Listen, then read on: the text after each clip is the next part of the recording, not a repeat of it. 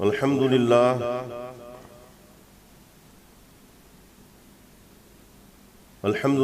رب العالمین والعاقبۃ للمتقین والصلاة والسلام علی سید الانبیاء والمرسلین اما بعد فاعوذ باللہ من الشیطان الرجیم بسم اللہ الرحمن الرحیم قال اللہ تبارک و تعالی فی القرآن المجید والفرقان الحمید کما ورد سورة الفتح محمد رسول اللہ والذین معه اشداء علی الکفار رحماء بینہم تراہم رکعا سجدا یبتغون فضلا من اللہ ورضوانا سیماہم فی وجوہہم من اثر السجود صدق اللہ العظیم وصدق رسولہ النبی الکریم الرؤوف الرحیم ان اللہ وملائکتہ یصلون علی النبی یا ایہا الذین آمنوا صلوا علیہ وسلموا تسلیما اللہم صلی علی سیدنا مولانا محمد وعلی آل سیدنا مولانا محمد وبارک وسلم صلاۃ وسلام علیک یا رسول اللہ۔ محترم سامعین اور ناظرین،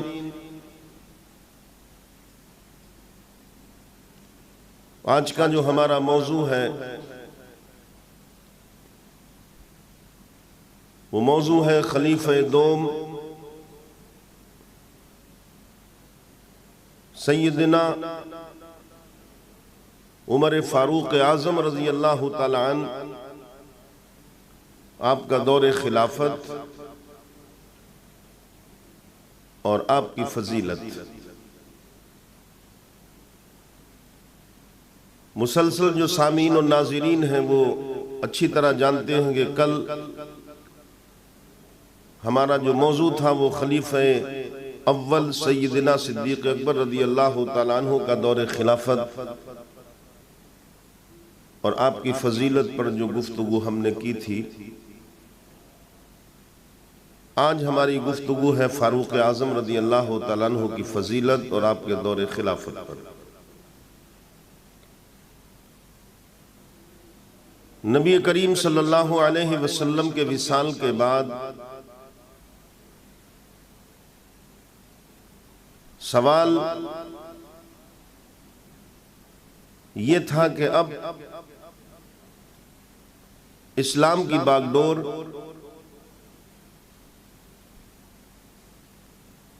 مسلمانوں کی قیادت اور اس مسجد نبوی کے منبر پر خطبہ کون دے گا، اس محراب میں امامت کون کرے گا؟ تو صدیق اکبر رضی اللہ تعالیٰ عنہ کو خلیفۃ المسلمین تسلیم کرنے کے بعد اس سوال کا جواب مل گیا۔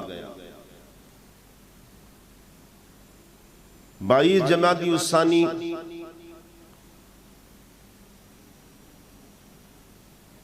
اور 13 ہجری میں صدیق اکبر رضی اللہ تعالیٰ عنہ کا وصال ہو گیا۔ سوال پھر وہی تھا، اب یہ ذمہ داری کون سنبھالے گا؟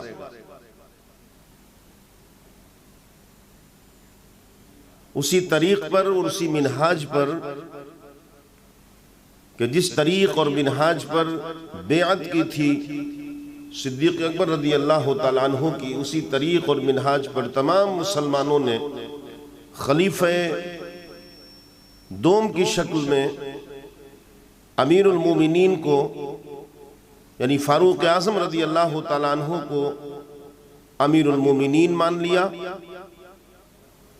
خلیفہ دوم تسلیم کر لیا، خلیفۃ المسلمین تسلیم کر لیا اور آپ کے ہاتھ پر بیعت کر لی۔ آئیے آپ کی خلافت کے جو امتیازی کچھ واقعات ہیں ان کو بیان کرنے سے پہلے آپ کی فضیلت پر کچھ گفتگو کرتے ہیں۔ فاروق اعظم رضی اللہ تعالیٰ عنہ نبی کریم صلی اللہ علیہ وسلم سے عمر میں 13 برس چھوٹے ہیں، اور حضور صلی اللہ علیہ وسلم نے جب اعلان نبوت کیا ہے تو اعلان نبوت کے 6 سال جو تقریباً 39 مرد اور 23 عورتیں صاحب ایمان ہوئی تھی، اور یہ اعلان نبوت کا 6واں سال تھا۔ اس 6 سال میں فاروق اعظم رضی اللہ تعالیٰ عنہ ایمان لائے۔ آپ کے ایمان لانے سے مسلمانوں کو سب سے بڑا فائدہ یہ پہنچا کہ اب تک مسلمان جو تھے وہ اپنے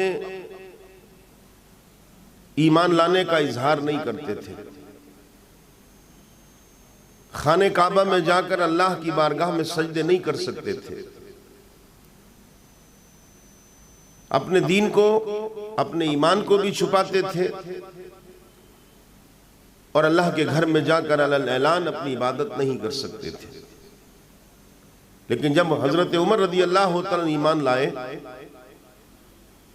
تو پھر اسی دن سے اعلان خانہ کعبہ میں جا کر مسلمان اپنی پیشانی کو اپنے رب کے سامنے زمین پر رکھتے بھی تھے، اور اپنے مسلمان اور مصطفیٰ کے غلام ہونے کا اعلان ہی نہیں کر سکتے تھے، بلکہ لوگوں کے سامنے فخریہ طور پر بیان بھی کرتے تھے۔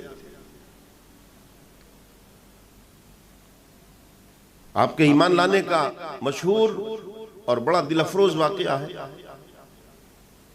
اہل مکہ نے کئی برس تک جب کوششیں کی، کسی نے دین اسلام کا مذاق اڑایا، کسی نے مسلمانوں کو 2.5 سال کی عمر کا مذہب کہہ کر کے نظر انداز کیا، کسی نے کچھ کہا، کسی نے کچھ کہا، لیکن جب اسلام بڑھتا رہا اور یہ 6 برس کا جب زمانہ گزر گیا تو ان 6 برسوں میں کوئی کسر نہیں چھوڑی، ظلم کرنے کی، بربریت کی، دہشت اور درندگی کی کوئی دقیقہ نہیں چھوڑا۔ لیکن اس کے باوجود بھی کہ حضرت سمیہ ہوں، حضرت یاسر ہوں، یا خود حضرت عمر رضی اللہ تعالیٰ عنہ کی بہن ہو، یا خود آپ کے بہنوئی ہو، جب وہ دائرہ اسلام میں آ گئے اور خود آپ کی بہن نے اپنے گھر میں عورتوں کی تبلیغ کے لیے دین اسلام کا ایک مدرسہ قائم کر لیا، قرآن پڑھ کر خواتین کو سنایا جانے لگا، تبلیغ دین ہونے لگی، تو اعلان نبوت کے 6 سال اہل مکہ نے ایک ہنگامی میٹنگ بلائی، بڑے بڑے سرداران کو اس میں مدعو کیا گیا، اس میں حضرت عمر رضی اللہ تعالیٰ عنہ کو بھی بلایا گیا۔ جو حالات تھے ان پر تبصرہ ہوا، ہر شخص نے اپنی اپنی رائے پیش کی، لیکن ان مشورہ دینے والوں میں، اپنی اپنی رائے پیش کرنے والوں میں ایک شخص کھڑا ہوتا ہے، ابھی اس کی کوئی حیثیت نہیں ہے، ہاتھ میں لاٹھی لے کر مکے کی پہاڑیوں میں دن بھر اونٹ چرانے والا، اور شام کو جب گھر لوٹ کر آتا تھا تو باپ کی ڈانٹ سننے والا، اور جب بھی وقت ملتا تھا تو مکے کے گلیاروں میں شر پسند نوجوانوں کو مارنے والا، جس کا نام عمر تھا، وہ کھڑا ہوتا ہے اور اس نے کہا یہ قضیہ اب ہم حل کریں گے، کوئی مشورہ نہیں، کوئی مہلت نہیں۔ پوچھا تم کیا کرو گے؟ جواب دیا تم یہیں بیٹھو، اپنے اپنے گھروں کو بعد میں جانا، ہم ابھی لوٹ کر آتے ہیں اور بانی اسلام کا خاتمہ کر کے آتے ہیں۔ لوگ جانتے تھے، اہل مکہ اس بات کو جانتے تھے کہ عمر وہ شخص ہے کہ جو کہتا ہے وہ کرتا ہے۔ اس کی تلوار نیام سے جب باہر آتی ہے تو بغیر کسی کی گردن کاٹے ہوئے، بغیر خون آلود ہوئے نیام میں واپس نہیں جاتی ہے۔ یہی حضرت عمر نکلتے ہیں، راہ میں کوئی ملتا ہے، سوال کرتا ہے کہاں جاتے ہو؟ جواب دیتے ہیں۔ وہ سائل پھر کہتا ہے اپنے گھر کی خبرگیری کرو، اپنی بہن اور بہنوئی کو جا کر دیکھو ان کا کیا حال ہے۔ ادھر پہنچے تو ماجرا کچھ اور تھا۔ بہن قرآن عظیم کی تلاوت کر رہی تھی، اس وقت اتنا قرآن نازل ہوا تھا۔ دستک دی، بہن سمجھ گئی، دروازہ کھولا، کیا کر رہی تھی پوچھا، جواب نہ دیا، مارنا شروع کیا، لہو لہان کر دیا، کان پر مارا، ناک پر مارا۔ لیکن اس بہن نے بھی ایک ہی بات کہی، اے عمر کیا چاہتا ہے تو؟ تجھے معلوم ہونا چاہیے جس ماں کی چھاتی سے تو نے دودھ پیا ہے اسی ماں کی چھاتی سے ہم نے بھی دودھ پیا ہے۔ اگر تو مارتے مارتے نہیں تھکے گا تو ہم پٹتے پٹتے نہیں تھکیں گے۔ جو جی چاہے تو کر سکتا ہے، توڑ دے گر ہڈیاں میری سبھی، لیکن دامن احمد نہ چھوٹے گا کبھی۔ سودا کیا ہے مصطفیٰ کی محبت کا، سودا کیا ہے ہم نے، بیچا ہے مصطفیٰ کے ہاتھ میں، سپرد کیا ہے اپنا جان اور اپنا مال مصطفیٰ کے لیے۔ دامن نہیں چھوڑیں گے ہم۔ تجھ جیسے کروڑوں بھائیوں کو قربان کر سکتے ہیں، ان کی محبت کو قربان کر سکتے ہیں، مگر مصطفیٰ کی غلامی نہیں چھوڑیں گے۔ جواب سن کر عمر تڑپ جاتا ہے۔ جو بہن سامنے مسکرانے سے ڈرتی ہو، جو بہن سامنے کھڑے ہونے سے ڈرتی ہو، یہ جرأت کہاں سے آ گئی جو نظر سے نظر ملا کر بات کر رہی ہے؟ غصہ ٹھنڈا ہوا، کہا کیا کر رہی تھی؟ کہا اللہ کا کلام پڑھ رہے تھے۔ کہا ہمیں بھی پڑھاؤ۔ کہا نجیس ہو تم، ناپاک ہو تم، ابھی نہیں پڑھ سکتے، غسل کرو۔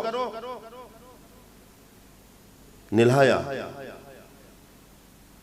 جو قرآن کا نسخہ جو بھی آیات تھی وہ سامنے رکھا، پڑھنا شروع کیا۔ ادھر قرآن کی تلاوت ہے، ادھر عمر کے درجے بلند ہونے لگے، اور کہا بہن ہمیں بھی لے چلو اب مصطفیٰ کی بارگاہ میں۔ دار ام ہانی میں حضور تھے، صحابہ کرام اور تھے۔ الغرض جیسی آپ پہنچے ہیں، دستک دی، پتہ چلا کہ عمر آیا ہے۔ صحابہ کرام گھبرانے سے لگے، لیکن حضرت حمزہ بھی ایمان لے آئے تھے چند دنوں پہلے، جو حضور کے حقیقی چچا، ہم کہا آنے دو عمر کو، ارادہ نیک ہے تو خوش آمدید ہے، گلے لگائیں گے عمر کو، ہار ڈالیں گے محبت کے، اور اگر ارادہ ناپاک ہے تو پھر اسی کی تلوار لے کر اور عمر کی گردن کو کاٹ دیا جائے گا۔ دروازہ کھلا، عمر پہنچے، میرے آقا نے مسکرا کر فرمایا عمر کس ارادے سے چلے تھے اور کس ارادے سے آئے ہو؟ دوڑ کر قدموں میں گر گیا، یا رسول اللہ خطائیں معاف کر دیں، ارادہ تو آپ جانتے ہیں کیا تھا، اب جو آیا ہوں اب بھی آپ جانتے ہیں۔ آقا نے فرمایا عمر ہمیں رات ہی خوشخبری مل گئی تھی، ہم نے پہلی بار مولا کے دربار میں ہاتھ اٹھائے تھے اور ہم نے کہا تھا مولا یہ دو لوگ ہیں مکے کے جسے تو بہتر سمجھتا ہے، میرے دامن میں ڈال دے۔ عمر ایک تیرا نام لیا تھا ہم نے مولا سے، اور ایک ابو جہل کو ہم نے کہا تھا، ہمیں اشارات مل گئے تھے کہ مولا نے تیرے حق میں فیصلہ کر لیا ہے۔ اس لیے یاد رکھیں 1.25 لاکھ صحابہ ہیں مصطفیٰ کے، اور ہر صحابی مرید ہے مصطفیٰ، ہر صحابی مصطفیٰ کا مرید ہے، لیکن عمر مصطفیٰ کی مراد ہے۔ فرق یہ ہے کہ ہر صحابی مرید اور عمر مصطفیٰ کی مراد ہے، مانگا ہے رب سے، الغرض کلمہ پڑھا، مسلمان ہو گئے، اب عمر نہیں رہا، اب حضرت عمر ہو گئے، اور ابھی حضرت عمر ہی ہیں، لیکن عرض کرتے ہیں یا رسول اللہ اجازت دے دیں کہ ہم لوگ کعبے میں چلیں اور اعلان نماز پڑھیں، چل کے اپنے دین کا، اپنے مذہب کا اعلان کریں، ہم آپ کے غلام ہیں، اس بات کو اہل مکہ کو بتائیں۔ میرے آقا نے وہ آرزو اور وہ خواہش پوری کی، اور جو صحابہ کرام تھے کہا صف بناؤ، آگے پیچھے کھڑا کیا، ایک صف کے آگے حضرت حمزہ کو کھڑا کیا اور دوسری صف کے آگے حضرت عمر کو کھڑا کیا، کہا یہ 2 صفیں لے کر کے چلو، بیچ میں میرے آقا خود چلے۔ اس وقت میرے آقا نے حضرت عمر کے بجائے فاروق اعظم بنا دیا، اور فاروق اعظم کا خطاب مل گیا آپ کو۔ یہ ہے حضرت عمر رضی اللہ تعالیٰ عنہ۔ یہ حضرت عمر جب میرے آقا معراج کے سفر سے واپس آئے اور صبح کو جب سفر کا واقعہ بیان کر رہے تھے تو سامنے سے حضرت عمر آئے، فرمایا عمر ادھر آؤ، قریب آئے، فرمایا عمر رات میں نے سفر کیا ہے، سفر معراج، سدرۃ المنتہا پہنچا، رب کا قرب ملا، اس کے حسن مطلق کا نظارہ کیا، جنت کی سیر کی، اور جب میں جنت کی سیر کر رہا تھا تو عمر تیرا مکان دیکھا میں نے وہاں۔ دوسری طرف سے حضرت بلال آئے، پوچھا بلال ادھر آ جا، فرمایا بلال تیرے جوتوں کی آواز سنی میں نے۔ ایک سوال پیدا ہوتا ہے، نہ بھی نماز فرض ہے نہ روزے فرض ہے۔ نماز جب فرض ہوگی تو ابھی بتانے والے ہیں میرے آقا، روزے مدینے میں فرض ہوئے، حج مدینے میں فرض ہوا، زکوٰۃ مدینے میں فرض ہوئی، جتنی بھی شریعت کے احکام ہیں، جو بھی عبادات ہیں جن کے کرنے کا حکم ہے یا جن کے نہ کرنے کا حکم ہے، امر معروف اور امر نہیں، یہ جو بھی آیا سب مدینے میں اسلامی قانون آیا۔ مکے میں تو نماز بھی نہ تھی، روزے بھی نہ تھے، حج بھی نہ تھا، زکوٰۃ بھی نہ تھا۔ سوال وہ کون سی عبادت تھی فاروق اعظم کی جو جنت میں مکان بن گیا؟ وہ کون سی عبادت تھی حضرت بلال کی جو جنت میں میرے آقا نے جوتوں کی آواز سنی؟ جواب ایک ہی ہے، نہ نماز تھی، نہ روزہ تھا، نہ حج تھا، نہ زکوٰۃ تھا، کچھ بھی نہ تھا۔ ایک ہی عبادت تھی، اور وہ عبادت یہ تھی کہ محبت کی نگاہ سے مصطفیٰ کے چہرے کو تکا کرتے تھے۔ یاد رکھنا یہ بات، ایمان نماز پڑھنے کا نام نہیں ہے، ایمان نہ عمل کا نام ہے، ایمان نہ روزوں کا نام ہے، نہ حج کا نام ہے، نہ زکوٰۃ کا نام ہے، ایمان مصطفیٰ سے محبت کا نام ہے۔ یہ محبت اور ادب ہی تو تھا جو فاروق اعظم کو وہ مقام عطا فرما دیا کہ میرے آقا نے فرمایا تیرا گھر جنت میں دیکھا ہے میں نے۔ ایک دن میرے آقا نے حضرت جبریل سے پوچھا تھا، جبریل ایک بات بتاؤ، میرے عمر کی کیا شان ہے، تمہارے اس پر کیا خیالات ہیں، اور تم اس میں کیا کہنا چاہتے ہو؟ میرے عمر کی جو شان ہے اس میں تمہارا عقیدہ کیا ہے؟ حضرت جبریل نے کہا یا رسول اللہ، میں تو صرف اتنا جانتا ہوں کہ کوئی فرشتہ جتنی عمر حضرت نوح علیہ السلام کی ہوئی، اگر اتنے 100 برس تک بھی حضرت عمر رضی اللہ تعالیٰ عنہ کی شان بیان کرے تب بھی بیان نہیں کر سکتا۔ یہ فاروق اعظم رضی اللہ تعالیٰ عنہ کی شان ہے۔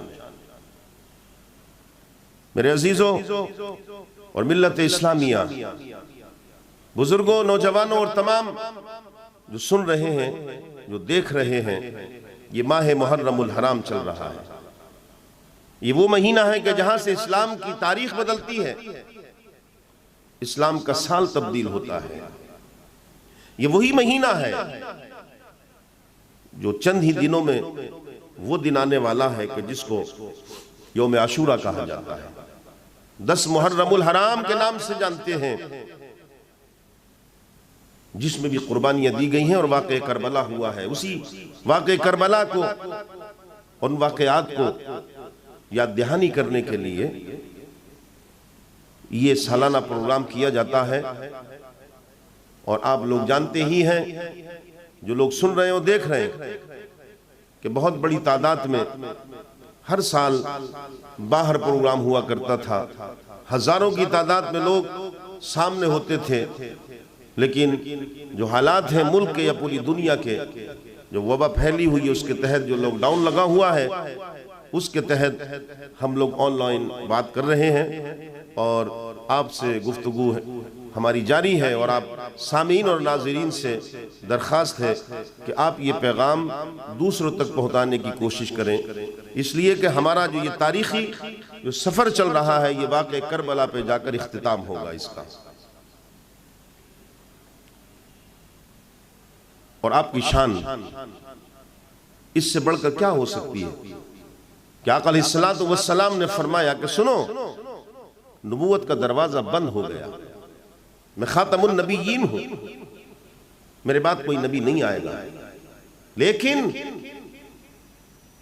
اگر ایسا ہوتا، حالانکہ ہوگا نہیں، فرمایا لو کان بعدی نبیین، اگر میرے بعد کوئی نبی آتا تو پھر یاد رکھنا لکان عمر بن الخطاب، تو پھر میرے بعد آنے والا نبی عمر ہوتا، حالانکہ آ نہیں سکتا.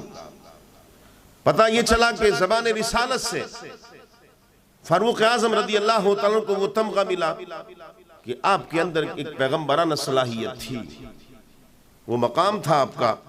آقا علیہ السلام کی صحبت اور آقا علیہ السلام کی غلامی نے آپ کو اس درجے پر پہنچا دیا. قرآن عظیم اللہ کا کلام ہے، لیکن یاد رکھیں تقریباً 21 مقامات پر 21 مقامات پر قرآن کی وہ آیات ہیں، وہ جملے ہیں کہ جو ہو بہو حضرت عمر کی جو زبان سے نکلا اسی طریقے سے نازل ہوئے.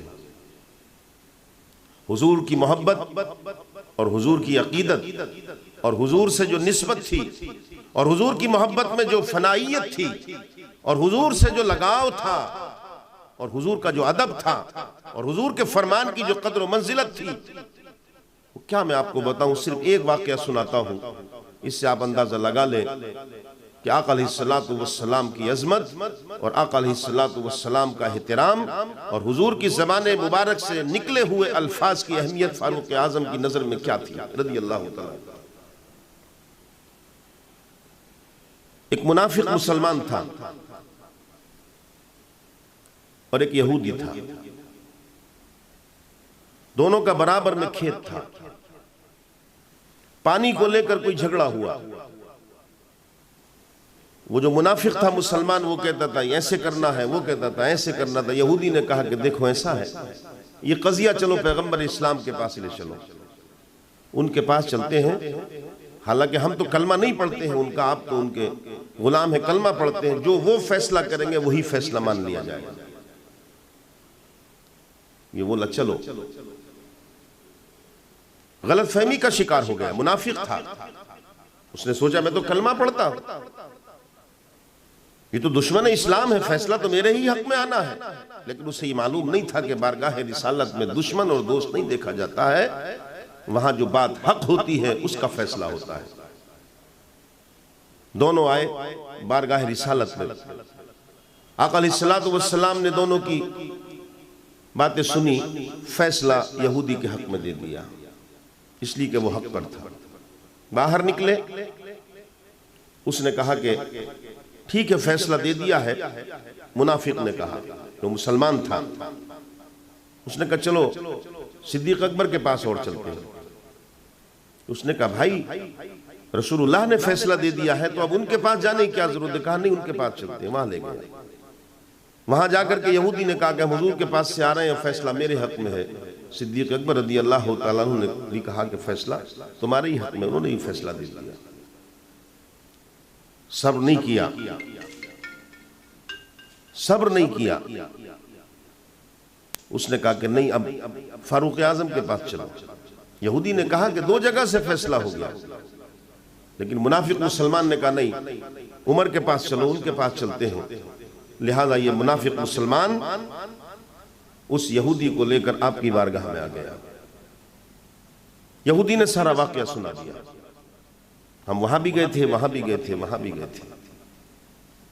فاروق اعظم اٹھے، گھر میں گئے، تلوار لائے نکال کے، اور آتے کے ساتھ اس کی گردن کاٹ دی۔ کوہرام مچ گیا۔ اس کے خاندان والوں نے ایک بہت بڑا ہنگامہ کھڑا کر دیا کہ عمر نے مسلمان کو مار دیا۔ حضور کی بارگاہ میں بات پہنچی، حضور سے کہا کہ عمر نے مسلمان کو مار دیا۔ بلایا گیا، پہنچے آپ سے سوال کیا۔ آج کی زبان میں مثال کے طور پر سمجھاتا ہوں، آپ نے جواب دیا یا رسول اللہ آپ کی بارگاہ میں آ گیا۔ مطلب یہ ہے کہ ڈائریکٹلی سپریم کورٹ پہنچا وہ، اور سپریم کورٹ کے فیصلے کو چیلنج کر رہا ہائی کورٹ میں آن کے، اور پھر ہائی کورٹ کے فیصلے کو چیلنج کر رہا لوور کورٹ میں۔ آپ نے فیصلہ دے دیا، اس کی اتنی جرأت ہو گئی کہ آپ کے فیصلے کو چیلنج کرنے کے لیے وہ صدیق اکبر کے پاس پہنچا، اور آپ دونوں حضرات کے فیصلے کو چیلنج کرنے میرے پاس آ گیا۔ آپ نے کہا یا رسول اللہ ایک عرض کرتا ہوں میں آپ کے سامنے۔ حضور نے فرمایا کیا کہنا چاہتے ہو؟ کہا یا رسول اللہ عمر کی جان اور عمر کی سانسیں جب تک سینے میں چلیں گی، اور جو شخص بھی آپ کا حکم نہیں مانے گا اس کا یہی حشر کروں گا، میرے آقا یہی حشر کروں گا، میرے آقا یہی حشر کروں گا۔ 3 بار آپ نے کہا۔ ادھر آپ نے کہا جو آپ کو حاکم نہیں مانے گا اس کا یہی حشر کروں گا، میرے آقا وہ مسلمان نہیں ہے جو آپ کا حکم نہیں مانے۔ ابھی آپ کی بات پوری ہو بھی نہیں پائی تھی کہ حضرت جبریل آ گئے اور سورہ نساء کی آیت نمبر 65 لے کر کے آ گئے۔ اللہ نے فرمایا فَلَا وَرَبِّكَ لَا يُؤْمِنُونَ حَتَّى يُحَكِّمُوكَ فِي مَا شَجَرَ بَيْنَهُمْ۔ میرے محبوب قسم ہے تیرے رب کی کہ وہ مومن ہو ہی نہیں سکتا جب تک کہ تجھے ہر معاملے میں اپنا حاکم تسلیم نہ کر دے۔ جو حضرت عمر کی زبان سے نکلا اللہ نے وہی آیت نازل فرمائی۔ یہ آپ کا وہ مقام ہے۔ لہذا برادران اسلام فضیلت کے اعتبار سے ایک بہت بڑا باب ہے، بہت بڑا سبجیکٹ ہے آپ کا، اگر بیان کریں تو بہت وقت چاہیے۔ آئیے آپ کی خلافت کے کچھ تاریخی واقعات پر ہم لوگ گفتگو کرتے ہیں تاکہ ہمارے ایمان کی تازگی ہو اور ہمیں تاریخ اسلام کے کچھ پہلوؤں پر کچھ تاریخی واقعات کی معلومات ہو، اور اس سے پتہ یہ چلے گا یہ جو واقعات ہمیں بیان کر رہا ہوں اگر آپ روزانہ پابندی سے سنیں گے تو آپ کے ذہن میں یہ بات کھل کر آ جائے گی کہ واقعہ کربلا کی حقیقت کیا ہے، اور واقعہ کربلا کی پوری نوعیت اور پورا واقعہ کربلا آپ کے سامنے روز روشن کی طرح آیا ہو جائے گا۔ اس لیے میں تاریخی واقعات کو پیچھے سے لے کر کے چلا ہوں تاکہ آپ کو واقعہ کربلا سمجھا سکوں۔ جیسے میں نے بتایا تھا کہ 22 جمادی الثانی کو اور 13 ہجری میں صدیق اکبر رضی اللہ عنہ کا وصال ہو گیا۔ آپ کے وصال کے بعد تمام مسلمانوں نے پھر متحد ہو کر کے حضرت عمر رضی اللہ تعالیٰ عنہ کو خلیفۃ المسلمین تسلیم کر دیا، اور آپ خلیفۃ المسلمین یعنی خلیفہ دوم بن گئے۔ آپ نے خلافت سنبھالی، اور خلافت سنبھالنے کے بعد آپ نے اسی مشن کو آگے بڑھایا۔ جو ذمہ داری صدیق اکبر رضی اللہ عنہ کے بعد آپ کے کاندھوں پر آئی، اس ذمہ داری کو نبھانے کے لیے آپ کمر بستہ ہو گئے، اور آپ نے اس کا پہلا قدم یہ اٹھایا کہ جو لشکر ملک شام میں پہنچ چکا تھا، جو لشکر ایران میں گیا تھا صدیق اکبر رضی اللہ عنہ کے دور خلافت میں، اور اس نے ایران میں ہیرا اور بصرہ فتح کیا تھا اور شام میں دمشق فتح کیا تھا، آپ نے 2 لشکر اور تیار کیے۔ حضرت سعد بن وقاص رضی اللہ تعالیٰ عنہ کو کچھ فوجی لے کر ایران بھیجا، اور ایران کی ساری فوج کے آپ نے ان کو سپہ سالار بنایا۔ ایک لشکر آپ نے حضرت ابو عبیدہ بن جراح کو اسی 13 ہجری میں ہی ملک شام بھیجا، اور ملک شام بھیج کر وہاں پر سپہ سالار حضرت ابو عبیدہ بن جراح کو بنا دیا، اور حضرت خالد بن ولید جو تھے ان کو معزول کر دیا۔ 2 لشکر ہیں اور دنیا کی 2 سپر پاوروں سے ٹکرائے نہیں ہیں، بلکہ ان کی حد میں ان کے گھر میں داخل ہو چکے ہیں۔ 13 ہجری ہے۔ آئیے پہلے ہم فتوحات ایران کی بات کریں۔ 13 ہجری میں سعد بن وقاص لشکر لے کر آئی ہے، تو 14 ہجری میں حضرت سعد بن وقاص رضی اللہ عنہ کے لشکر کی خود شاہ ایران سے جنگ ہوئی، بنفس نفیس موجود تھا وہ، لہذا اللہ نے فتح عطا فرمائی، اور قادسیہ شہر جو بڑا قدیمی شہر تھا وہ فتح ہو گیا۔ سال بھر گزرا، جب 16 ہجری آئی تو ایران کا جو کیپٹل تھا، جو راجدھانی تھی ایران کی، اس وقت اس کا نام رے تھا، رے، جو آج تہران ہے، یہ تہران فتح ہو گیا۔ اور اسی چند مہینوں کے بعد مدائن فتح ہو گیا۔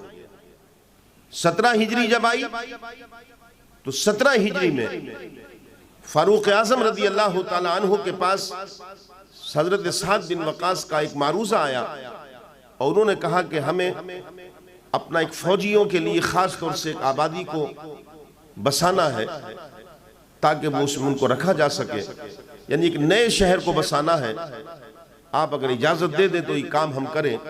اور جگہ کا تعین ہوا ہے، نہر فرات کے مغربی کنارے پر اچھا علاقہ ہے، اگر اجازت دے دیں تو وہاں نئے طریقے سے گھروں کی تعمیر کی جائے اور ایک شہر آباد کیا جائے۔ آپ نے فرمایا اجازت ہے، تو 17 ہجری میں نہر فرات کے مغربی کنارے پر ایک شہر آباد ہوا، اور اس شہر کا نام کوفہ رکھا گیا، جس کوفے کا تاریخ اسلام سے بڑا گہرا تعلق ہو گیا۔ اور پھر ایسا تعلق ہوا کہ واقعہ کربلا مکمل نہیں ہوتا جب تک کہ کوفہ شہر کی تاریخ بیان نہ کی جائے۔ لہذا 17 میں کوفہ آباد ہو گیا، اور 18 ہجری جب آئی تو 18 میں نہاون فتح ہو گیا۔ یہ بہت بڑا شہر تھا، مالی اعتبار سے بھی، کاروباری اعتبار سے بھی نہاون فتح ہوا۔ اور اللہ کا کرم دیکھیں غلامان مصطفیٰ پر، وہ جو میں نے کل شاید یاد ہوگا آپ کو جو آیت پڑھی تھی کہ اللہ نے وعدہ کیا ہے اس بات کا کہ اگر تم ایمان لائے اور اچھے عمل کرو گے تو اللہ تمہیں خلافت دے گا زمین پر، سکہ چلائے گا تمہارا، دنیا کی امامت ملے گی تمہیں، دنیا تمہارے پیچھے چلے گی۔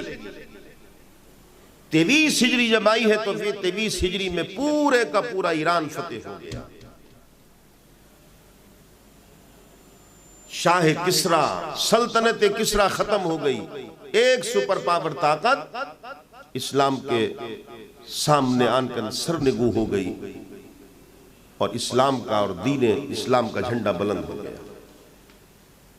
یہ ملک سلطنت ایران کا ہوا، جس کو سلطنت کسرا بھی کہا جاتا ہے۔ شاہ ایران شاہ کسرا کے نام سے جانی جاتی، 2 ہی سپر پاور طاقتیں تھیں، قیصر روم اور شاہ ایران والی۔ اب آئیے ملک شام کا ذکر کرتے ہیں۔ ملک شام میں جیسے میں نے بتایا کہ حضرت ابو عبیدہ بن جراح کو بھیجا 13 ہجری میں، لیکن 15 ہجری جب آئی تو 15 ہجری میں بڑا مشہور اور معروف اور بڑا قدیمی، جس کو کہا جائے مایا نگری، بڑا مالدار شہر بالا بکہ فتح ہو گیا۔ شہر بالا بکہ مسلمانوں کے قبضے میں آ گیا، اور 16 ہجری جب آئی ہے یہاں سے تاریخ اسلام کا ایک نیا باب شروع ہوا، اور ایسا تمغہ اللہ کی طرف سے ملا کہ جتنا شکریہ ادا کیا جائے کم ہے۔ 16 ہجری جب آئی تو فاروق اعظم رضی اللہ تعالیٰ عنہ نے حضرت ابو عبیدہ بن جراح کو لکھا کہ اب بیت المقدس فتح کرو، اس بیت المقدس کو آزاد کراؤ کہ جہاں مصطفیٰ نے امامت فرمائی ہے، اسے آزاد کراؤ کہ جس کے صحن میں شب معراج مصطفیٰ کے براق کو باندھا گیا ہے، اسے آزاد کراؤ اب کہ جس مسجد اقصی سے میرے آقا کا سفر آسمانی شروع ہوا ہے، لہذا بیت المقدس کو آزاد کرانے کے لیے حضرت ابو عبیدہ بن جراح کمر بستہ ہوئے اور فوج کو حکم دیا۔ دن گزرتے رہے، محاصرہ جاری رہا۔ محاصرے کو کافی دن ہو گئے، پادریوں نے کہا ہم بیت المقدس تمہارے حوالے نہیں کریں گے۔ حضرت ابو عبیدہ بن جراح نے کہا ہم بیت المقدس لیں گے آپ سے۔ پادریوں نے جب دیکھ لیا کہ بیت المقدس اب یہ فتح ہو ہی جائے گا اور مسلمان اس کو لے ہی لیں گے، تو ان کا ایک شرط پر ہم بیت المقدس آپ کو دیں گے، اور وہ شرط یہ ہے کہ بیت المقدس کی چابی ہم تمہارے امیر کو دیں گے، امیر المومنین کو دیں گے۔ ان کو بلائیے آپ نے لکھا حالات سازگار ہیں، فتح کے قریب ہیں، لیکن پادریوں کا یہ مطالبہ ہے کہ آپ آئیں اور چابی آپ کے حوالے کریں۔ حضرت عثمان غنی، حضرت علی موجود تھے۔ آپ نے کہا آپ مشورہ دیں کیا کریں، بلکہ حضرت عثمان غنی نے تو کہا کہ امیر المومنین جب فتح ہو ہی چکی ہے تو اتنا طویل سفر کرنے کی کیا ضرورت ہے، لیکن حضرت علی نے کہا کہ میری رائے یہ ہے کہ آپ جائیں۔ فاروق اعظم نے کہا علی ہمارا بھی اپنا ذاتی جو مشورہ اور ذاتی جو رائے وہ بھی یہی ہے کہ ہم جائیں۔ تیاری ہوئی، کس کی تیاری ہو رہی ہے؟ جزیرہ نما عرب، پورا ایران اور شام کا بھی بہت بڑا حصہ جس کے قبضے میں ہے، جو سلطنت کا مالک ہے، جو آدھی دنیا سے سلطنت کا مالک ہے، کسی چھوٹے موٹے ملک یا کسی چھوٹے موٹے خطے کا حاکم وقت یا مالک نہیں ہے، سلطنت کا مالک بنایا ہے اللہ نے۔ جانتے ہیں آپ آج کے حالات سے واقف ہیں، اگر سیکورٹی کا پیسہ بچا لیا جائے، صرف جو حکمرانوں پر لگی ہوئی ہے اگر ان کا پیسہ بچا لیا جائے تو ملک کی غربت دور ہو جائے گی۔ ہم نے تو پھر کہا اور پھر کہتے ہیں اسلام کو پڑھو، اسلام کو پڑھو۔ اسلام نفرت نہیں سکھاتا ہے، اسلام نفرت سے نفرت کرتا ہے، اسلام نفرت کو ختم کرتا ہے۔ چند لوگوں کے جملوں سے اور چند لوگوں کی باتوں سے اسلام کے اخلاق کا، اسلام کے کردار کا، یا اسلام کے تبلیغ کا، یا اسلام کے جو اصول ہیں ان کا فیصلہ نہ کریں۔ فیصلہ کرنا ہے آپ کو تو اسلام کو پڑھیں، اور جو مسلمان اسلام پر عمل کرتے ہیں ان سے ملیں، وہ بتائیں گے آپ کو اسلام کیا ہے۔ ہم نے پھر کہا اور پھر کہتے ہیں ہمارے مذہب کا یہ دستور ہے، یا حکم ہے، یا آئین ہے، یہ سمویدان ہے۔ بحیثیت انسانیت آپ کی ذمہ داری بنتی ہے کہ آپ ہر شخص کی مدد کریں اگر آپ مدد کرنے کے لائق ہیں۔ قرآن نے اعلان کر دیا ہے کہ اگر آپ نے ایک شخص کو بچا لیا، ناحق جو مارا جا رہا تھا، تو آپ نے ایک کو نہیں بچایا ہے، آپ نے آج کی تاریخ میں مثال دوں تو آپ نے 750 کروڑ لوگوں کو بچایا ہے آپ نے۔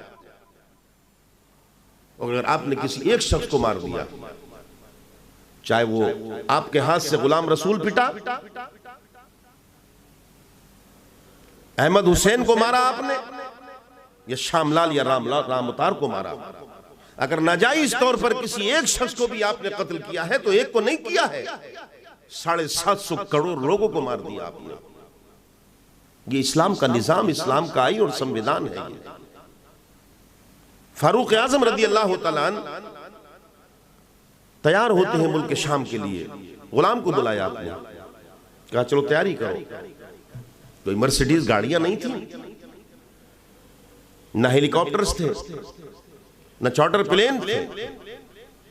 فرمایا اونٹ نکالو، ایک اونٹ ہے، ایک تھیلے میں کھجوریں ہیں، ایک مشکیزے میں پانی ہے، اور اپنے غلام کو لے کر چل پڑے۔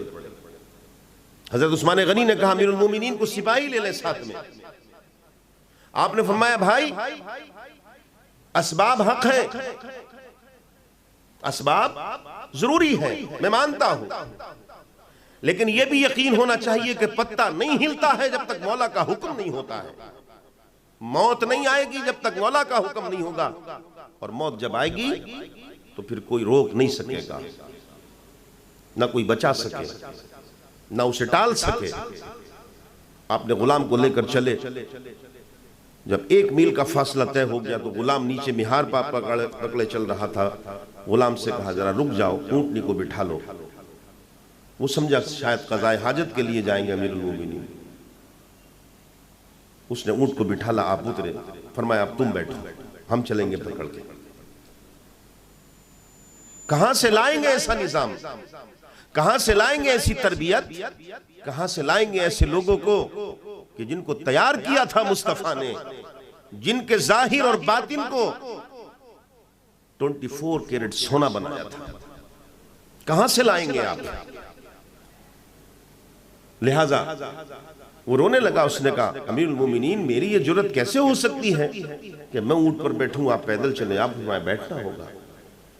وہ بلکنے لگا. آپ نے فرمایا اچھا ایک بات بتا، کل میدان محشر میں اگر مصطفیٰ نے مجھ سے پوچھ لیا عمر تو اونٹ پر بیٹھا چل رہا تھا اور غلام کو پیدل چلا رہا تھا، مجھے بتا میں کیا جواب دوں گا؟ اور آپ نے اس سے کہا میں تجھ سے ہاتھ جوڑ کر کہتا ہوں، تیرے پیر پکڑتا ہوں، بیٹھ جا. خوشامد کر کے اس کو بٹھالا اور مہار پکڑ کے 1 میل کا فاصلہ خود طے کیا. پھر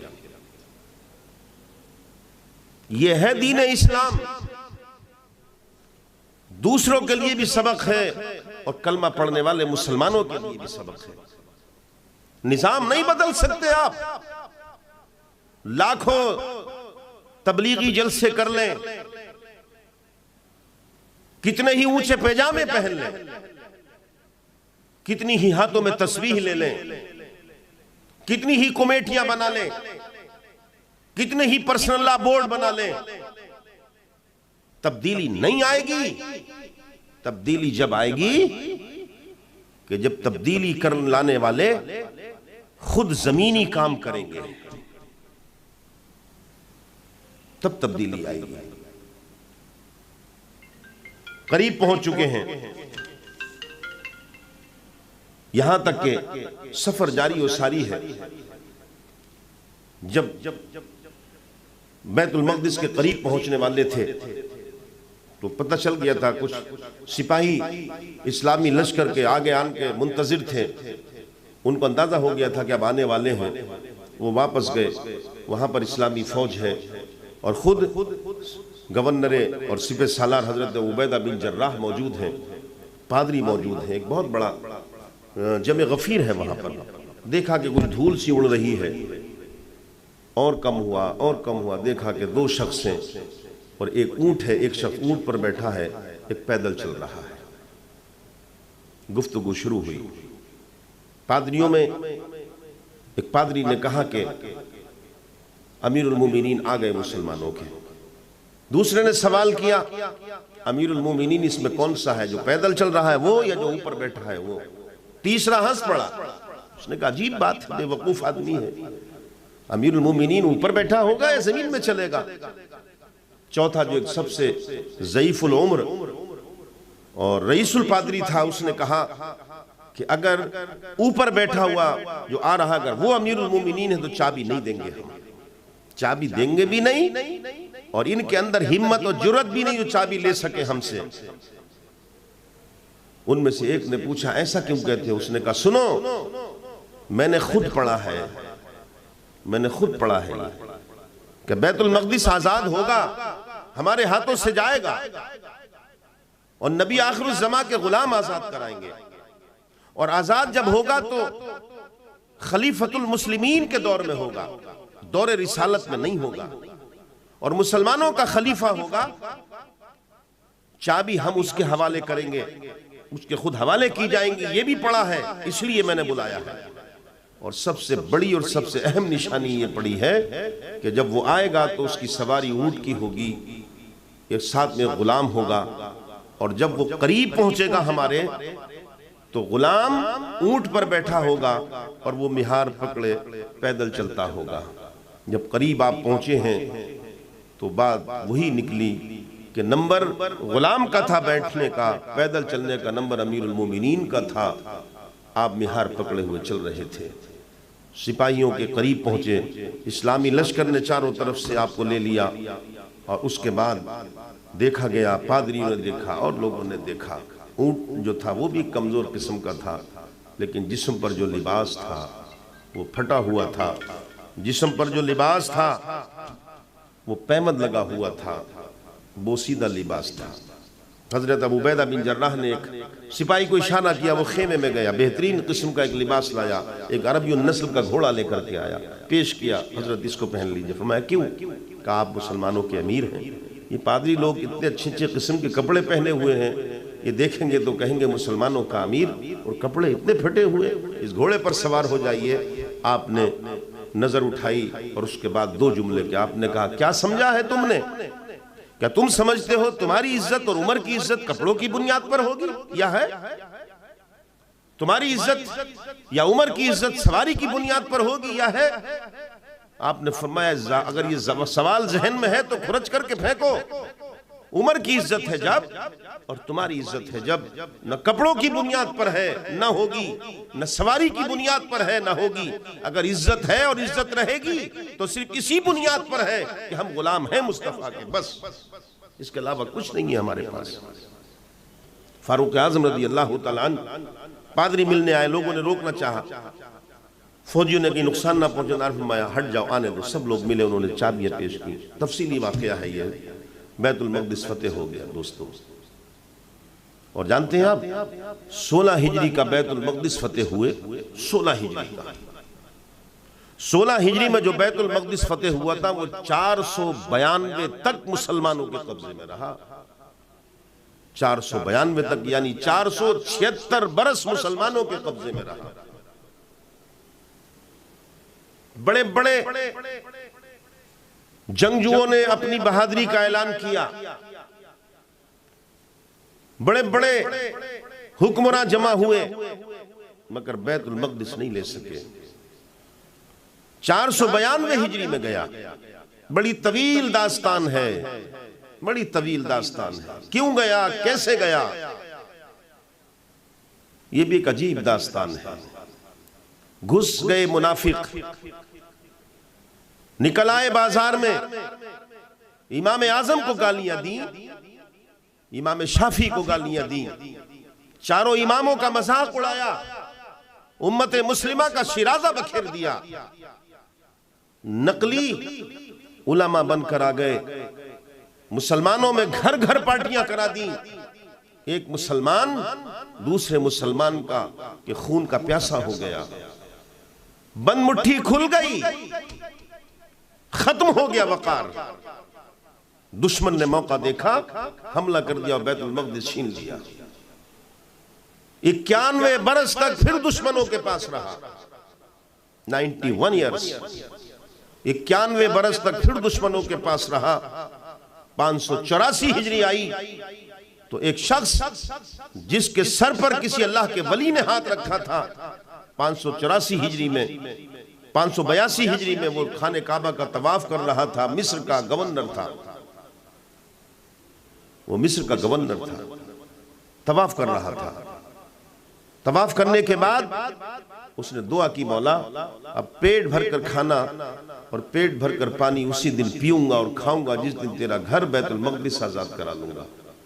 سال گزرا، 583 ہجری آئی، اور جب 583 ہجری آئی تو جو اس نے اللہ کے گھر میں وعدہ کیا تھا وہ نماز عصر بیت المقدس کو فتح کر کے بیت المقدس میں پڑھ رہا تھا۔ وہ آزاد کرانے والا عاشق رسول فنا فر رسول صلاح الدین ایوبی تھا۔ 583 کا آزاد کرائے ہوا بیت المقدس یاد رکھیں مسلمانوں کے پاس رہا۔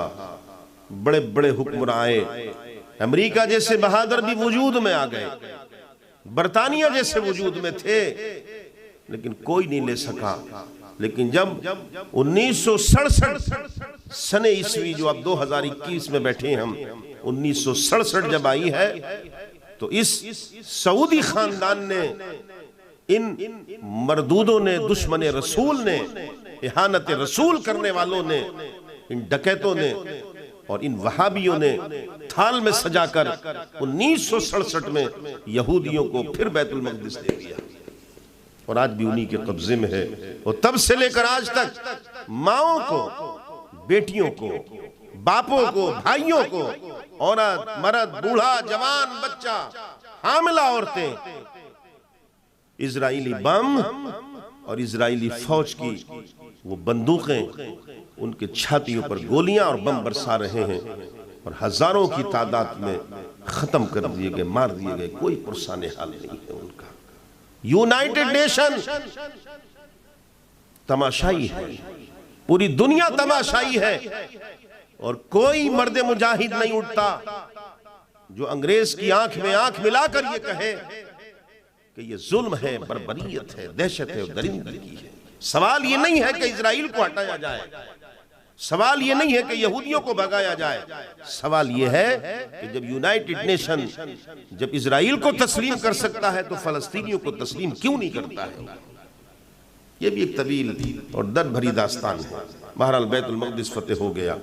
583 ہجری میں صلاح الدین ایوبی نے، 18 ہجری آئی، 16 میں فتح ہو گیا فاروق اعظم کے سامنے۔ 18 ہجری جب آئی تو ملک شام میں ایک وائرس پھیل گیا جس کو طاعون، اور شاید انگریزی میں اس کو پلیگ کہتے ہیں۔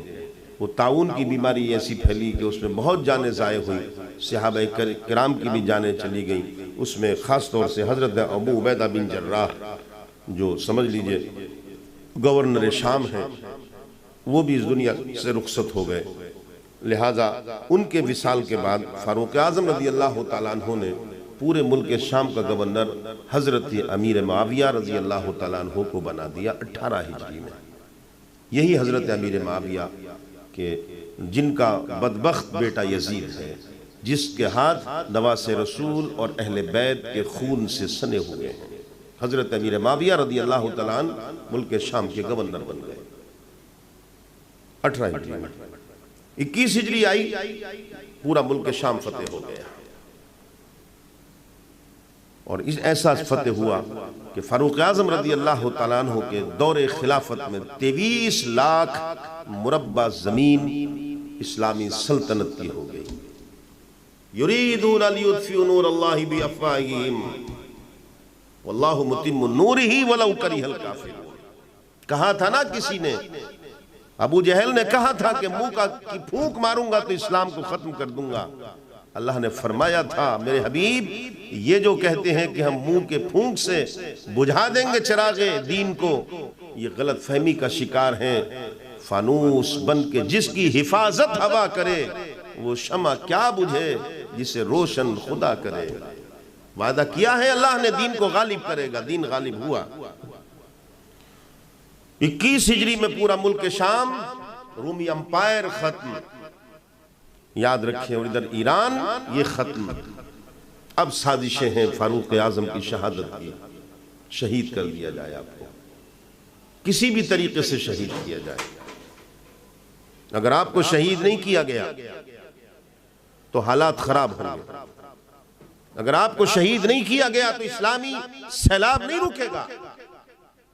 اگر آپ کو شہید نہیں کیا گیا تو ضروع زمین کا کوئی خطہ اسلام سے خالی نہیں رہے گا۔ پلان بنایا گیا، اور ایک پلان کے تحت ایک شخص کو تیار کیا گیا، اسے مدینہ بھیجا گیا۔ حضرت مغیرہ بن شعبہ رضی اللہ تعالیٰ عنہ کے یہاں پر اس نے اپنے آپ کو بیچ دیا، غلام بن گیا۔ کسی مشن پر آیا تھا، کسی نے بھیجا تھا۔ میرے عزیزو، پہچانو اپنے آپ کو، جانو اپنے آپ کو، دشمن کی پہچان کرو اور دشمن کو پہچاننے کی کوشش کرو۔ غلام بن گئے آن کے، رہتا رہا رہتا رہا رہتا رہا۔ ایک دن فاروق اعظم کی بارگاہ میں آیا، امیر المومنین کی بارگاہ میں، کہا میرا جو مالک ہے مجھ سے اتنا ٹیکس لیتا. آپ نے فرمایا بھائی تم کام کیا کرتے ہو؟ کہا میں چکی بناتا ہوں. آپ نے کہا ایک چکی ہمیں بھی بنا دو. وہ چلا اور اشارتاً کہہ گیا آپ کے لیے ایسی چکی بناؤں گا جس کی شہرت مشرق سے مغرب تک ہوگی. جب وہ چلا گیا تو آپ نے فرمایا مجھے میرے قتل کی دھمکی دے کر گیا ہے، مگر اس کے اوپر کوئی مقدمہ قائم نہیں کیا، اس کو اریسٹ نہیں کیا، اس لیے کہ کوئی ثبوت نہیں تھا. وہ چلا گیا، وقت گزرتا رہا، ذی الحجہ کا مہینہ آ گیا اور ذی الحجہ کی تاریخیں گزرنے لگی. گزرتے گزرتے گزرتے گزرتے 26 تاریخ آ گئی ذی الحجہ کی. آپ حسب عادت نماز پڑھانے جاتے تھے. فجر کی نماز میں آج بھی گئے. نماز فجر پڑھنے کے لیے وہ پہلے ہی آن کر بیٹھ گیا. اب جب نماز فجر پڑھنے کے لیے آیا ہوگا تو اس نے ہاتھ بھی دھوئے ہوں گے، پیر بھی دھوئے ہوں گے، چہرہ بھی دھویا ہوگا. اور اگر نہیں بھی دھویا ہوگا تو جب مسجد میں آیا ہوگا تو مسلمان بن کر آیا ہوگا. تھا مجوسی، تھا آتش پرست. فیروز ابو لولو نام تھا اس کا. زہر آلود خنجر آستین میں لایا، مسجد میں اگلی صف میں بیٹھ گیا، آن کر نمازی بن کے بیٹھ گیا. اس لیے بارہا کہا جاتا ہے کسی کے نماز پڑھ لینے سے، صرف نماز پڑھ لینے سے دھوکہ مت کھاؤ. پوری تاریخ بھری پڑی ہے، آگے بھی آپ سنیں گے. ضروری نہیں ہے جو نمازی ہے تو تمہارا اپنا ہو، یہ ضروری نہیں ہے. اگلی صف میں بیٹھا تھا، فاروق اعظم تشریف لائے، جہاں نماز پر پہنچے. آپ کی عادت تھی، آپ لوگ اس سے کہتے تھے صفیں سیدھی کرو، صفیں درست کرا رہے تھے. جسٹ بالکل پیچھے کھڑا تھا. آپ نے تکبیر تحریمہ کہہ کر نیت باندھی، سورہ فاتحہ شروع کی. سورہ فاتحہ بس شروع ہی کی ہے، ظالم نے خنجر نکالا اور پے در پہ جا نماز پر کھڑے ہوئے آپ پر وار کر دیا، سنبھلنے نہ دیا. وار اتنے کرامت اس کے ثابت ہوتے چلے گئے کہ آپ جان نماز سے ایک سائڈ میں گر گئے. لہو لہان تھے. قربان جائیں فاروق اعظم کے عزم پر، اور قربان جائیں مصطفیٰ کی اس صحبت پر جس کا فیض ان کو ملا تھا. پیچھے سے آواز دی، حضرت عبد الرحمن بن عوف کھڑے تھے. فرمایا بھائی میری فکر مت کرنا، نماز پوری کرو. آپ جو ہاتھ باندھے، جو صف میں کھڑے تھے صحابہ، اس نے بھاگنے کی کوشش کی، کسی نے جگہ نہیں دی. 21 صحابہ زخمی ہوئے اس میں، اور 3 یا 4 لوگ شہید بھی ہو گئے، مگر صف میں اجازت نہیں دی جانے کی، نیت نہیں توڑی. اسے نماز کہتے ہیں. جب نماز کی بات آئے گی تو تصور میں بھی نہیں سوچ سکتے کہ نماز کا مطلب کیا ہے. اسے کہتے ہیں نماز. الغرض بھاگنا چاہتا تھا، اتنے میں حضرت عبد الرحمن بن عوف نے نماز پوری کی، سلام پھیرا، اس کو پکڑ لیا. مگر وہ راز جو سامنے آتا تھا، وہ کون سی طاقت تھی، وہ کون لوگ تھے کہ جنہوں نے اس مشن کے لیے اس کو بھیجا تھا، کس کس کا ہاتھ تھا اس میں. اگر یہ جب تک اس کے سینے سے یہ راز باہر آتا، ظالم نے خودکشی کر لی اور یہ راز اس کے سینے میں دفن ہو کر کے چلا گیا. پتہ بھی نہیں چلا کس کا ہاتھ تھا اس میں. آپ کو گھر لائے، خون بہت بہہ چکا تھا، لیکن آپ ایک دعا کیا کرتے تھے، اللہم شہادتی فی سبیلک ووفاتی بلدی نبی صلی اللہ علیہ وسلم. اے اللہ، اب عمر کی تجھ سے دعا یہ ہے کہ مجھے اپنی راہ میں شہادت دے دے، اور مجھے جب شہادت دے، میری جب موت آئے تو مصطفیٰ کے شہر میں آئے. یہ آپ کی مشہور دعا ہے. گھر لائے، زخم کاری ہو چکا تھا، دن گزرا، دوسرا دن گزرا. الغرض یہ ہے کہ آپ نے اپنے بیٹے حضرت عبداللہ بن عمر رضی اللہ تعالیٰ عنہ کو بلایا، اور آپ نے بلا کر فرمایا بیٹا ایک بات بتاؤ، ذرا حساب لگا کر کے بتاؤ کہ ہمارے ذمے کتنا قرض ہے. دولت کی ریل پیل ہے اس دور میں. خلافت فاروق اعظم رضی اللہ تعالیٰ میں دولت کی ریل پیل ہے. غربت ختم ہو چکی ہے، مسلمانوں کے پاس دولت کے انبار ہیں، لیکن قربان جائے امیر المومنین ہے، آدھی دنیا سے زیادہ مملکت اسلامیہ کے امیر ہیں. جب حساب لگوایا ہے تو بیٹے نے کہا ابا حضور 86,000 درہم آپ کے اوپر قرض ہیں. 86,000 درہم.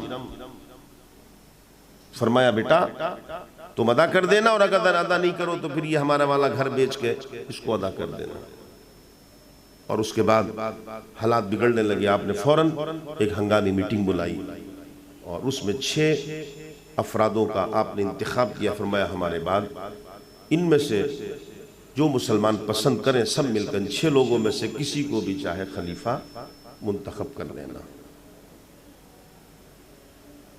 اور 26 ذی الحجہ کو آپ پر حملہ ہوا اور 1 محرم کو آپ کی روح قفس سے انصری سے پرواز کر گئی۔ یہ ہے حضرت عمر رضی اللہ عنہ کا دور خلافت۔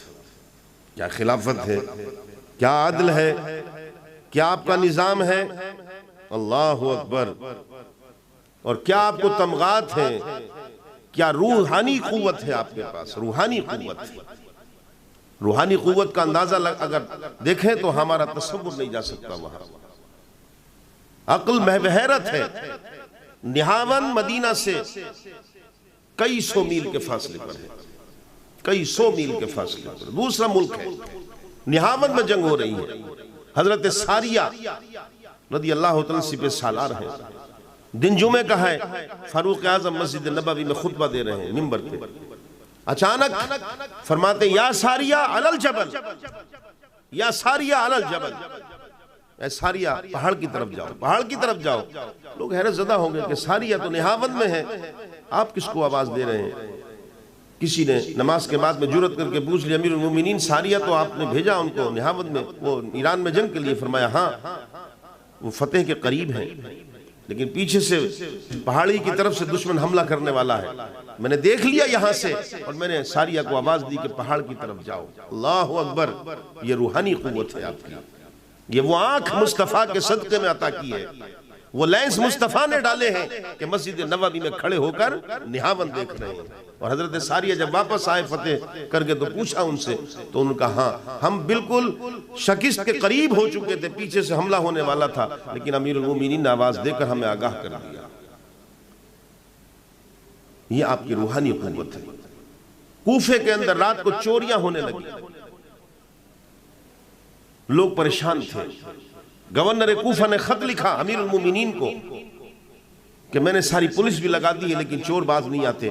آپ نے وہاں ایک ٹکڑے پر لکھ دیا درندوں کے نام، جو جنگلی جانور ہوتے خاص طور سے شیر، چیتے وغیرہ، اس میں لکھ دیا، اور آپ نے لکھ کر کے بتایا کہ جا کے گورنر سے کہو کہ یہ جو پرچہ لکھا میں نے ایک منادی سے ندا کروا دے، ایک منادی سے ندا کروا دے، اور یہ پرچہ باہر لگوا دے، کوفے کے باہر کسی جگہ لگوا دے، اور ندا یہ کرا دے کہ رات کو عشاء کی نماز کے بعد میں صبح کی اذان ہونے تک کوئی اپنے گھر سے نہ نکلے، جو نکلے گا وہ اپنی جان کا ذمہ دار خود ہوگا۔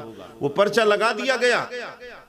جب عشاء کی نماز ہو گئی تو کوفے کے ارد گرد جنگل کے جتنے بھی شیر تھے وہ کوفے کی گلیوں میں پہرا دینے لگے اور فجر کی اذان کے وقت چلے جاتے تھے۔ یہ فاروق اعظم رضی اللہ عنہ کی حکمرانی ہے، یہ روحانی قوت ہے جو آقا علیہ السلام کے صدقے میں آپ کو اللہ نے عطا کی ہے۔ دریائے نیل خوش ہوتا تھا، پرچہ لکھا اس میں، کہا جاؤ ڈال دو جا کر کے، ایک لڑکی ذبح کر کے پھینکی جاتی تھی اس میں، آپ نے فرمایا بالکل نہیں، کسی کی جان نہیں جائے گی۔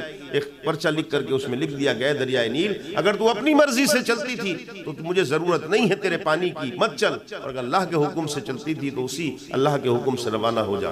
رواں دواں ہو گئی، اسی وقت پانی ابل آیا اور وہ دریائے نیل جاری ساری ہو گئی۔ یہ آپ کا روحانی قوت ہے۔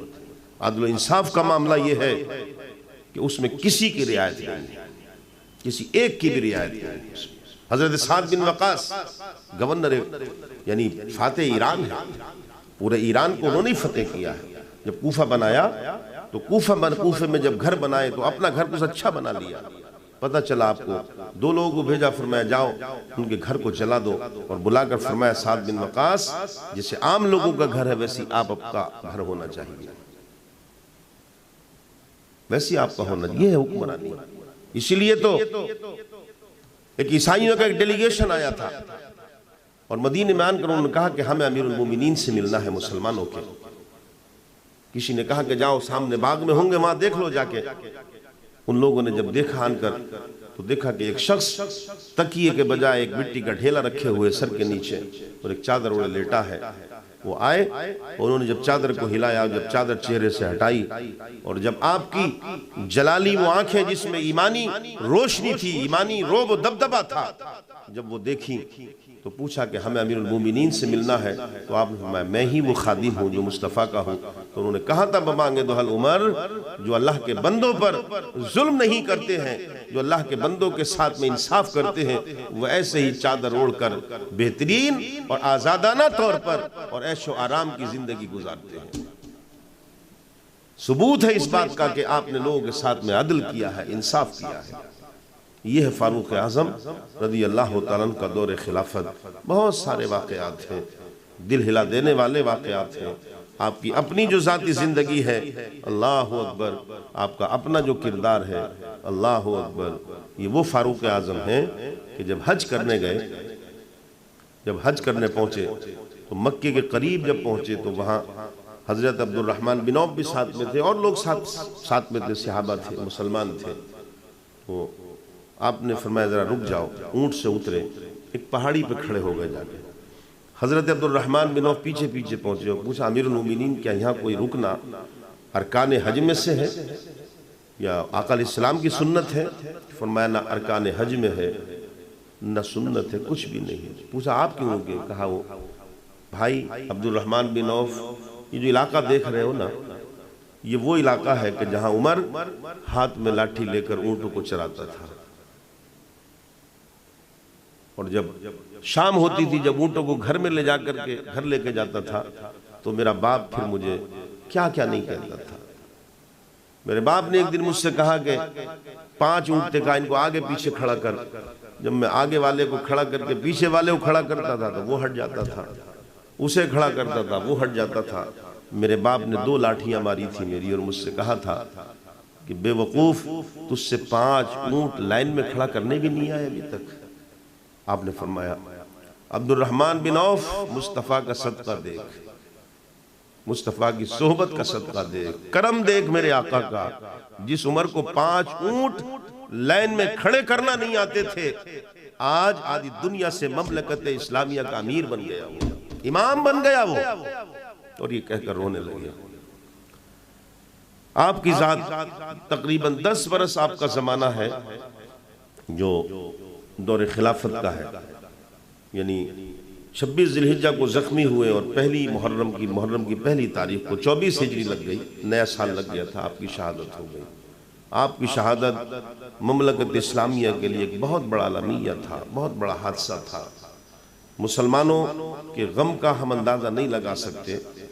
دشمنوں نے بڑی خوشیاں منائی اور منا رہے تھے کہ اب اسلام آگے نہیں بڑھے گا، مگر انہیں پتہ نہیں تھا کہ اسلام کی فطرت میں قدرت نے لچک دی ہے، اتنا ہی یہ ابھرے گا جتنا کہ دباؤ گے۔ اسلام وہ پودا ہے، کاٹو تو ہرا ہوگا، تم جتنا تراشو گے اتنا ہی سوا ہوگا۔ ہم مرد مجاہد ہیں، مرنے سے نہیں ڈرتے، تلواروں کے سائے میں ہر سجدہ ادا ہوگا۔ یہ فاروق اعظم رضی اللہ عنہ کا دور خلافت 23 ہجری کے آخری دنوں میں ظاہراً یہ بھی ختم ہو گیا، آپ کی بھی شہادت ہو گئی، اور آپ کی شہادت کے بعد پھر مسلمانوں نے متحد ہو کر متفقہ طور پر خلیفہ سوم کی شکل میں حضرت عثمان غنی رضی اللہ تعالیٰ عنہ کو خلیفۃ المسلمین بنا دیا۔ آپ منصب خلافت پر بیٹھے، اور اس کے بعد تاریخ اسلام آگے بڑھتی ہے، اور جتنا آپ آگے بڑھتے جائیں گے اتنے ہی کچھ ایسے واقعات تاریخ کے اوراقوں سے آپ کو ملیں گے کہ آپ کو احساس ہوگا کہ اسلام جو سفر کرتا ہوا آج ہم تک پہنچا ہے، کن کن حادثات سے گزرا ہے، کن کن پریشانیوں سے گزرا ہے، اور گزرتے گزرتے یہاں تک پہنچا ہے۔ ان میں بہت سارے واقعات ملیں گے، اور انہی واقعات میں واقع کربلا بھی ملے گا، جو انشاءاللہ العزیز 1-2 روز کے بعد ہم اسی واقعے کے اندر داخل ہوں گے اور اسی پر ہم لوگ گفتگو کریں گے۔ اللہ سے دعا کریں پروردگار عالم ہم سب کو سننے سے عمل کی توفیق دے۔ اور ہمارے اس ذکر و اذکار کو اور ہمارے سامعین اور جملہ ناظرین کو جو شریک ہیں سب کی شرکت کو اللہ قبول فرمائے، آمین۔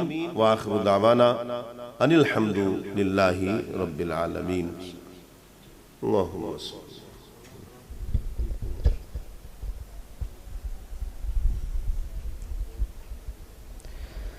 یا نبی سلام علیکہ، یا رسول سلام علیکہ، یا حبیب سلام علیکہ، صلوات اللہ علیکہ۔ آپ کا تشریف لانا وقت بھی کتنا سہانا، جگمگا اٹھا زمانہ، حوریں گاتی تھی ترانہ۔ یا نبی سلام علیکہ، یا رسول سلام علیکہ، یا حبیب سلام علیکہ، صلوات اللہ علیکہ۔ جان کر کافی سہارا، لے لیا ہے در تمہارا، خلق کے وارث خدا را، لو سلام آقا ہمارا۔ یا نبی سلام علیکہ، یا رسول سلام علیکہ، یا حبیب سلام علیکہ، صلوات اللہ۔ اللہم صلی علی سیدنا و نبینا و مولانا محمد وعلی آل سیدنا و مولانا محمد وبارک وسلم صلاة و سلاما علیکہ یا سیدی یا رسول اللہ۔ الہ العالمین ہمارے ذکر و اذکار کو قبول فرما، درود و سلام کو قبول فرما۔ اے اللہ اس ذکر و اذکار کا، درود و سلام کا جو بھی تو نے ثواب منتخب کیا ہو، ہم سب کی طرف سے خاص طور سے خلیفہ دوم حضرت عمر رضی اللہ تعالیٰ عنہ کی بارگاہ میں پیش کرتے ہیں، قبول فرما لے۔ الہ العالمین جو سامعین اور ناظرین جو بھی اس پروگرام میں اس ذکر و اذکار میں شریک ہیں، سب کی شرکت کو قبول فرما، سب کی دعاؤں کو قبول فرما، سب کی پریشانیوں کو دور فرما، ہر مصیبت ہر بلا ہر آفت سے سب کی جان کی مال کی آبرو کی حفاظت فرما۔ اے اللہ تو رحم فرما، کرم فرما، گناہوں کو معاف فرما، خطاؤں کو درگزر فرما۔ الہ العالمین تو عالم اسلام کے مسلمانوں کی مدد فرما، حفاظت فرما، اعمال صالحہ، اقوال صادقہ، مواعظ حسنہ، نیک نیتی، صوت گداد قلب، عشق و محبت اپنے کرم خاص سے مرحمت فرما۔ سب کے گھروں میں خیر و برکت، سب کے کاروبار میں خیر و برکت، ہمارے ملک میں ہمارے دیش میں امن و امان قائم فرما، بھائی چارہ قائم فرما۔ پروردگار عالم تو رحم فرما، کرم فرما۔ وصلی اللہ تعالی علی خیر خلقہ ونور عرشہ محمد وآلہ واصحابہ اجمعین برحمتک یا ارحم الراحمین بحق لا الہ الا اللہ محمد رسول اللہ صلی اللہ علیہ وسلم۔